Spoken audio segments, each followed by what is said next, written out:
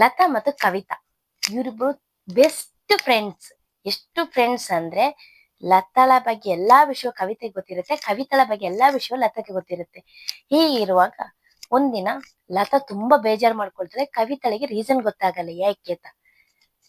ನಾನೇನ್ ತಪ್ಪು ಮಾಡಿದೀನಿ ಅಂತ ಲತಾಗೆ ಕವಿತಾಳ ಮೇಲೆ ಯಾಕೆ ಆ ಸಿಟ್ಟಿಗೆ ಕಾರಣ ಅಂತ ಗೊತ್ತಾಗಲ್ಲ. ಸ್ವಲ್ಪ ದಿನ ಕಳೆದಾಗ ಕವಿತೆಗೆ ಗೊತ್ತಾಗತ್ತೆ, ಲತಾ ಬಳಿ ಯಾರೋ ಹೋಗಿ ಹೇಳಿದ್ರಂತೆ, ಕವಿತಾ ನಿನ್ ಬಗ್ಗೆ ತಪ್ಪಾಗಿ ಹೇಳಿದ್ಲು ನಮ್ ಜೊತೆ ಅಂತ.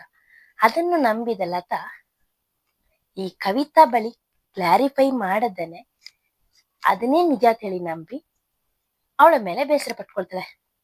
ಕೊನೆಗೆ ಒಂದಿನ ಕವಿತಾ ಜೊತೆ ಮಾತಾಡುವಾಗ ಕವಿತಾ ಕೇಳ್ತಾಳೆ, ಯಾಕೆ ನಾನೇನು ಮಾಡ್ಲಿಲ್ಲ ನಿನಗೆ, ನೀನ್ ಯಾಕೆ ನನ್ ಮೇಲೆ ಅಷ್ಟು ಸಿಟ್ಟು ಮಾಡ್ಕೊಂಡೆ ಅಂತ.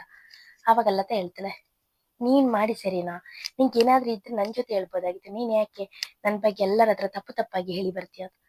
ಆವಾಗ ಕವಿತೆಗೆ ರಿಯಲೈಸ್ ಆಗುತ್ತೆ, ನಾನು ಹೇಳದೇ ಇರೋ ವಿಷಯವನ್ನು ಮೂರನೇ ವ್ಯಕ್ತಿ ಬಂದು ಇವಳ ಬಳಿ ಹೇಳಿದಾಗ ಇವಳು ಅದನ್ನ ನಂಬಿದ್ದಾಳೆ ಅಂದ್ರೆ ನನ್ ಮೇಲೆ, ನಾನು ಇವಳ ಮೇಲೆ ಎಷ್ಟು ನಂಬಿಕೆ ಇಟ್ಟಿದ್ನೋ ಅಷ್ಟು ನಂಬಿಕೆ ಇವಳಿಗೆ ನನ್ ಮೇಲೆ ಇಲ್ಲ ಅಂತ.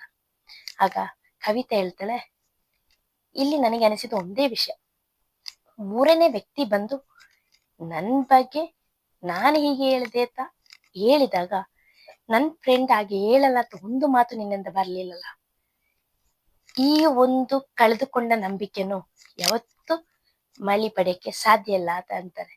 ಹೌದು, ಇದು ಎಲ್ಲರ ಬದುಕಿನಲ್ಲಿ ಅಷ್ಟೇ. ನಾವು ಒಬ್ಬ ವ್ಯಕ್ತಿನ ತುಂಬಾ ನಂಬಿದಾಗ ಅದೇ ರೀತಿ ಆ ನಂಬಿಕೆ ಕೂಡ ಆ ವ್ಯಕ್ತಿಗೂ ನಮ್ಮ ಮೇಲೆ ಇರ್ಬೇಕಾಗತ್ತೆ. ಇಲ್ಲದಿದ್ರೆ ಆ ಸಂಬಂಧಕ್ಕೆ ಒಂದು ಅರ್ಥನೇ ಇರಲ್ಲ.